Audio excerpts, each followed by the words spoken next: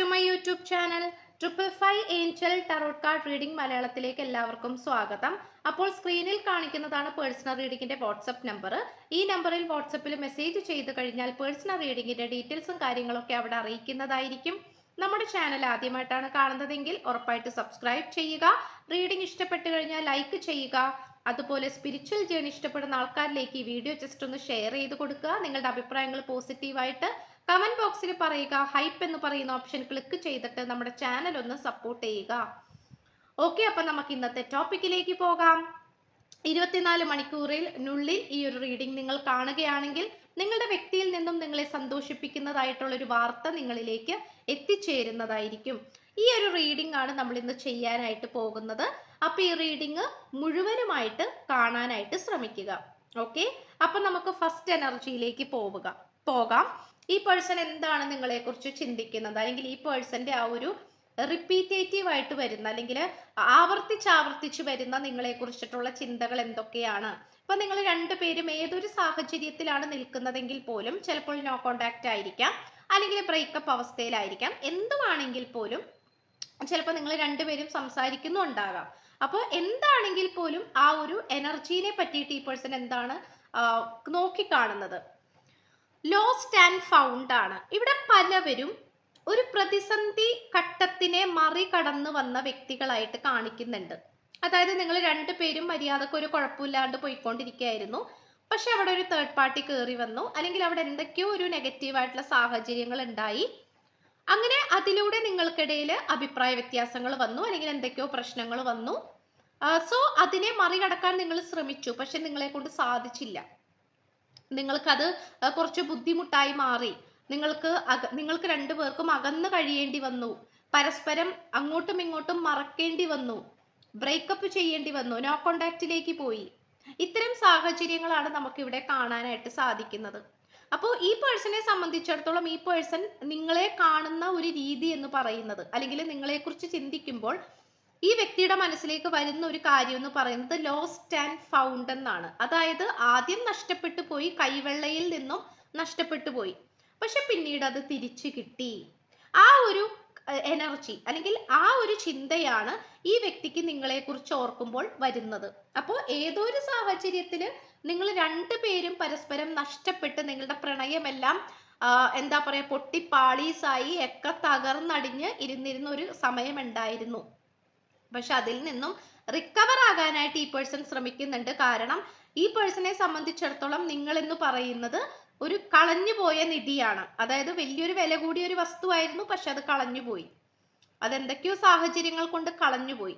അപ്പോൾ അതിനെ നേടിയെടുക്കാനാണ്, അല്ലെങ്കിൽ അതിനെ കണ്ടുപിടിക്കാനാണ് ഈ പേഴ്സൺ ശ്രമിച്ചുകൊണ്ടിരിക്കുന്നത്. ഇതിൽ പലവരും കണ്ടുപിടിച്ചു കഴിഞ്ഞു, അല്ലെങ്കിൽ ഈ പേഴ്സൺ നിങ്ങളിലേക്ക് വരാൻ ആഗ്രഹിക്കുന്നു.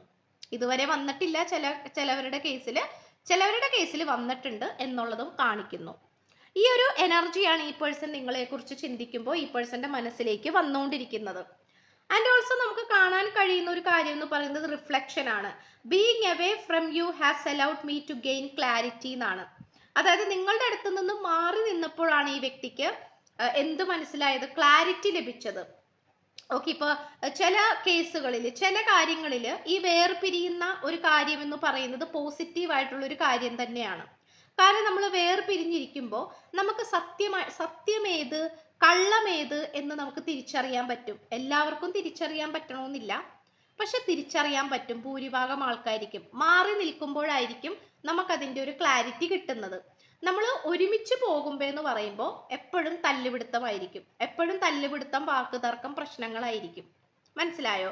അപ്പോൾ മാറി നിൽക്കുമ്പോഴാണ് നമുക്ക് അവരുടെ ആ ഒരു പ്രാധാന്യം മനസ്സിലാക്കാൻ സാധിക്കുന്നത്.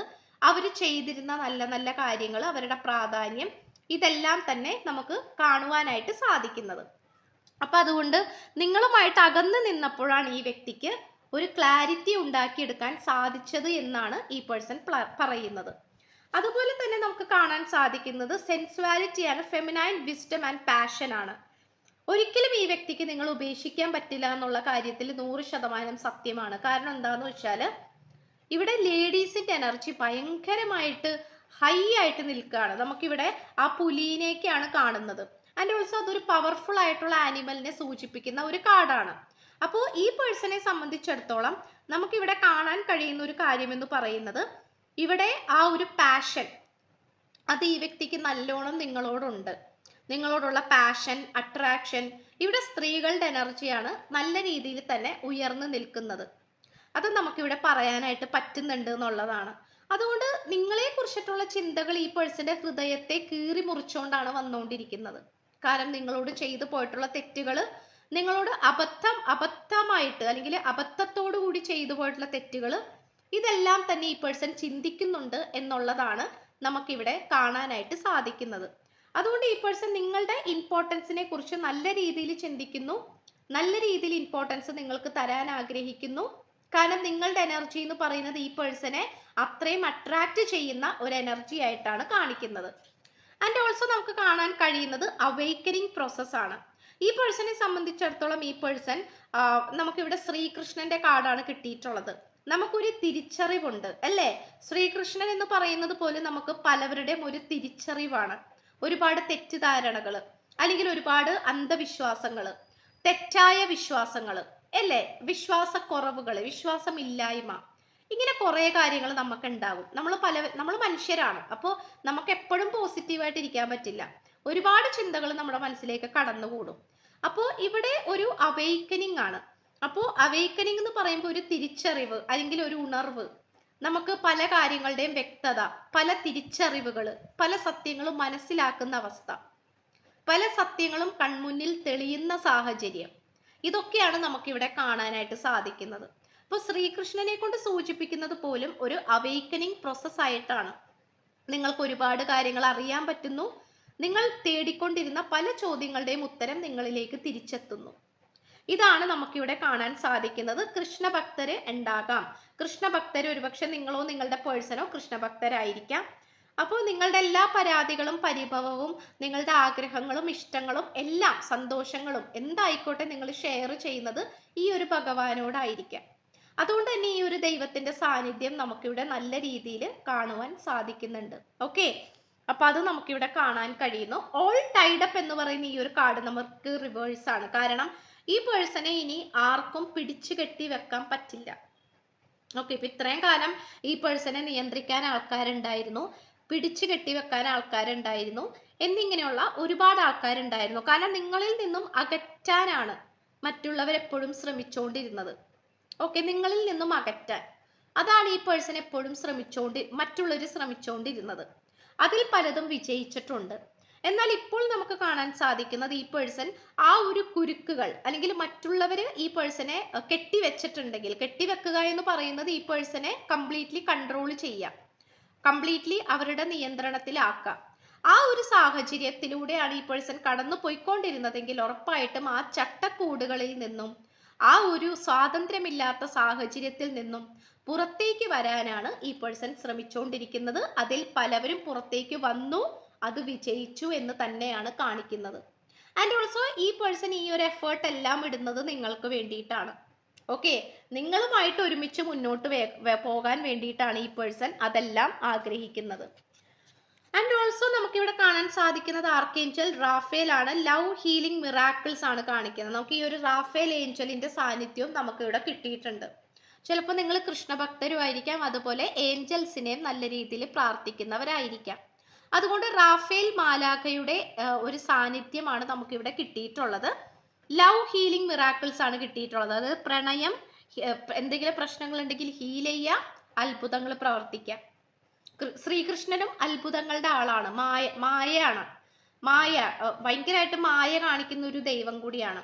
അതുപോലെ തന്നെയാണ് ഈ ഒരു ഏഞ്ചലിന്റെ സാന്നിധ്യം നമുക്ക് കിട്ടിയിട്ടുള്ളത്.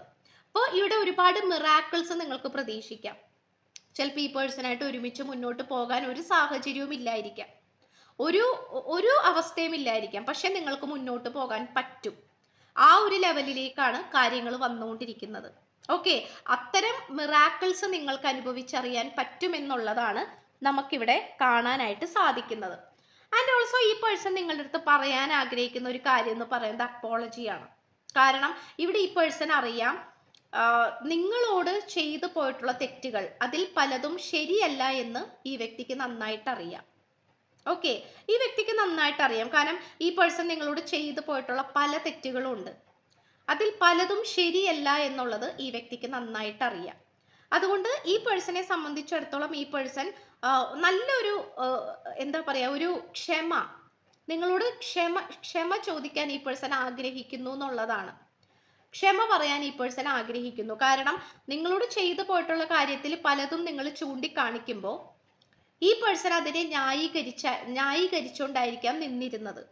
ഓക്കെ, ഞാൻ ചെയ്തത് ശരിയാണ്, ഞാൻ ചെയ്തതിൽ ഞാൻ ഉറച്ചു നിൽക്കും, ഞാൻ പറഞ്ഞതാണ് സത്യം, ഞാൻ പറഞ്ഞതാണ് ശരി എന്നിങ്ങനെയുള്ള മെന്റാലിറ്റിയിലായിരുന്നു ഈ പേഴ്സൺ നിന്നിരുന്നത്.